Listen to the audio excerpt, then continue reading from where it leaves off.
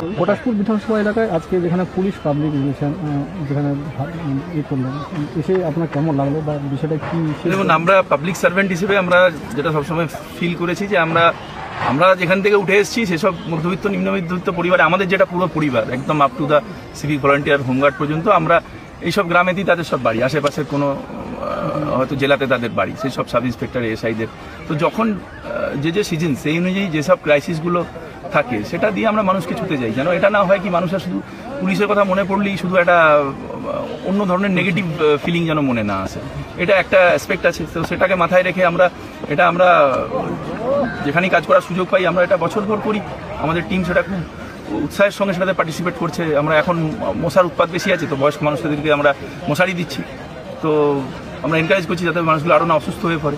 কিছুদিন আগে শীতের বস্ত্রের দরকার ছিল, তখন আমরা র্যাক দিয়েছি।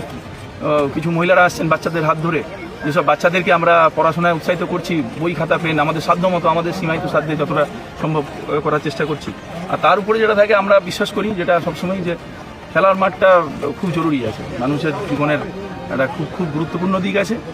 আমরা এমনি আমাদের সেইমা আছে যারা হু আর জেনুইন স্পোর্টস পার্সন, তাদের মানে হৃদয় বড় হয়। তো আমরা সবসময় এনকারেজ করব সমস্ত এখানের যারা যুবক আছে, বিভিন্ন ক্লাবগুলোকে আমরা স্পোর্টস ইকুইপমেন্ট দিয়ে সাহায্য করতে চাইছি, তাদেরকে আরও প্রোৎসাহিত করতে চাইছি, তারা বেশি বেশি করে মাঠের দিকে এগিয়ে যায়। এই সব গ্যাজেট আর নানা রকম ভালগারিটি এবং বেকার হিংসা, সেটা ধর্মীয় কারণে হোক, রাজনৈতিক কারণে হোক, এসবের বদলে মানুষের মধ্যেকার যে প্রবৃত্তিগত একে অপরকে ছাপিয়ে যাওয়ার যে বিষয়টা আছে, যে অ্যাগ্রেশনটা আছে, that should get translated on the field.